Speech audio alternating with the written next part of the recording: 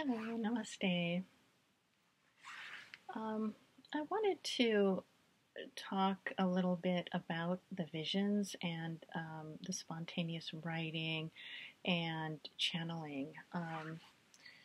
And I know Guruji has brought this up as well, and she's experienced some of this, as many times people do along the mystic journey in various forms, and some more so than others. And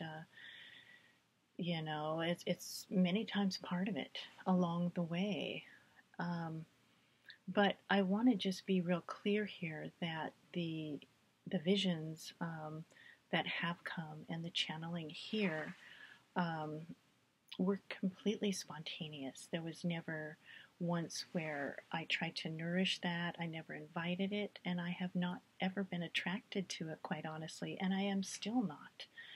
Um, it's not something that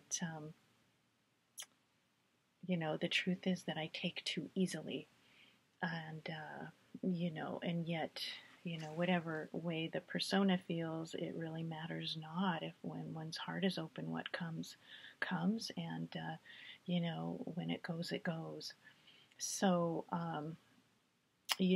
because those things have come out along the way with the writing and other things, we are not here encouraging um, doing that. I mean, people can do as they please in their own lives, of course, but this path has never encouraged that.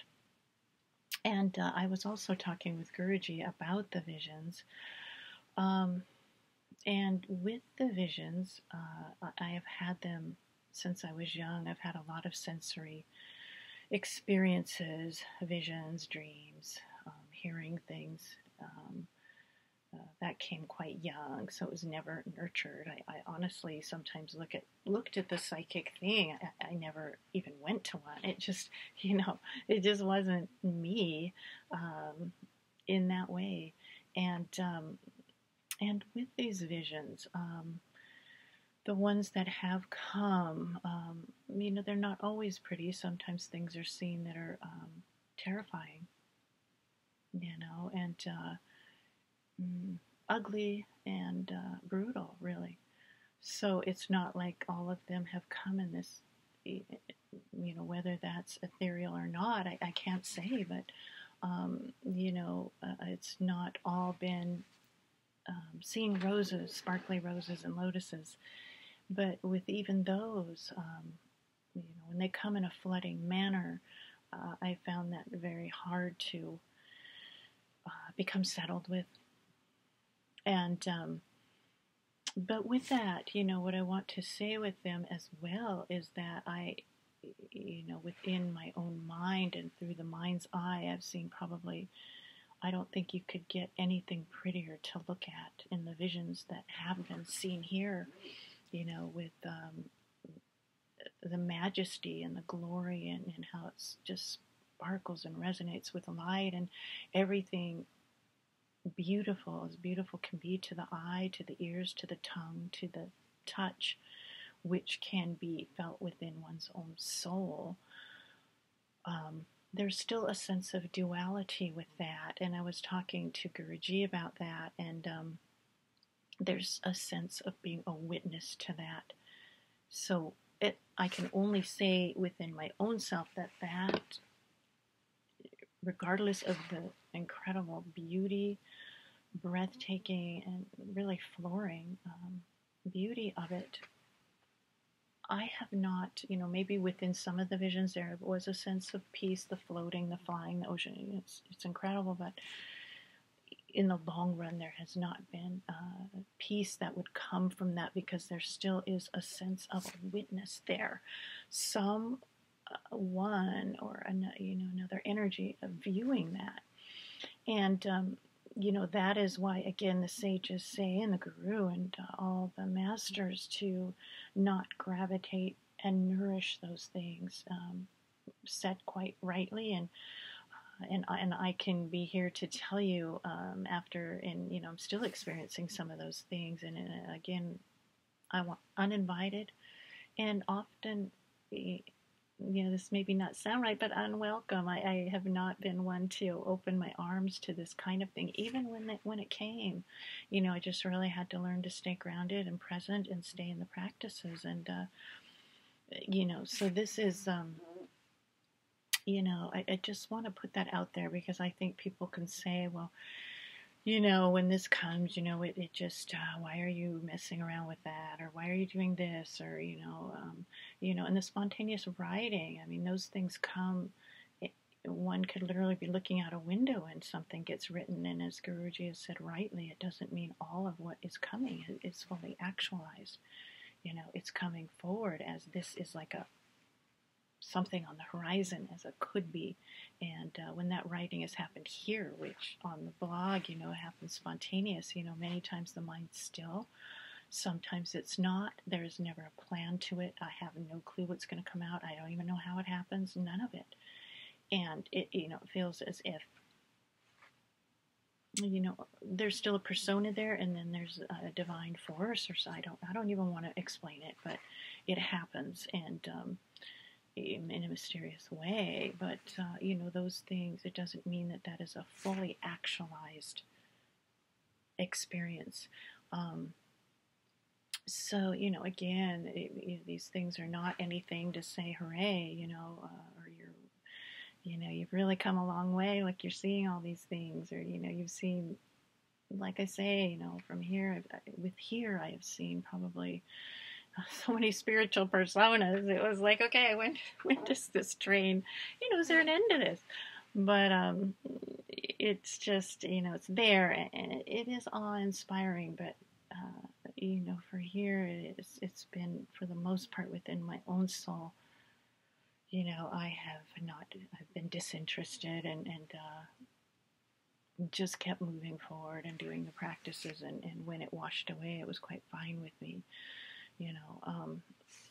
So this is something that I wanted to put out there, as some may be feeling that, this is, wow, that's cool. Well, maybe it is to others and you can play with that, but it will not, and it has not, will not bring a steady, grounded peace until that mind is blown out completely, nirvana. And so until then, we just, we continue, and like I say, some get more than their share, and you can just say, well, that was quite a chunk of time, observing that scenery, and now I will move forward to the next destination and keep going, and not be, pulled in by, whatever happens, but also one can surely pretty much bet on it, if you are on a mystic journey, that there's going to be some very unusual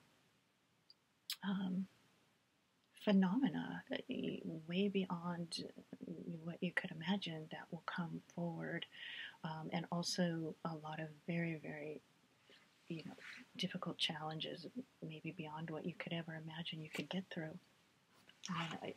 And so it's quite a mixed bag, really. It's not visions, it's, you're floating on a lotus somewhere. It's work, and it's facing oneself, and it's confronting those conditionings, and it's letting those open up and fall away, and it's just, going through whatever hardships come outwardly, and whatever your responsibilities are at the time, you keep doing those, and you have to do those as the best possible and give them your full attention until that responsibility is done or something changes, and then we just go on, But again, I just wanted to be very clear about, this phenomena. It's spontaneous. It's when I first started this journey, I had no idea what was coming, and I asked to be, purified. It's maybe a good thing I didn't, because it's been, no words, and really that's, to get into that, would be books, really, but it's coming along here, and, and I don't want to say it's easy, because there's still some physical phenomena that's very hard, and I don't want to go into it now, but it's been a struggle in another sense with this form.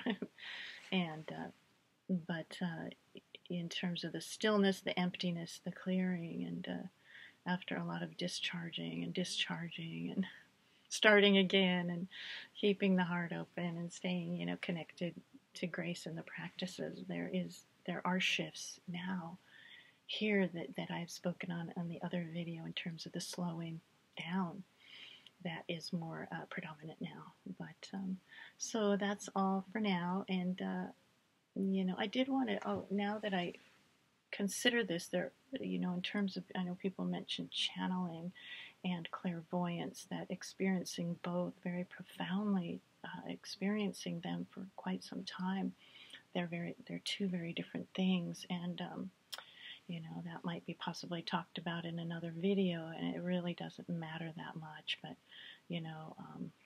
truly, but they are different, and so just something FYI to, lumping them together is not, they're not the same thing at all. But maybe that's another video, who knows. Anyway, enjoy your day, and namaste. Bye.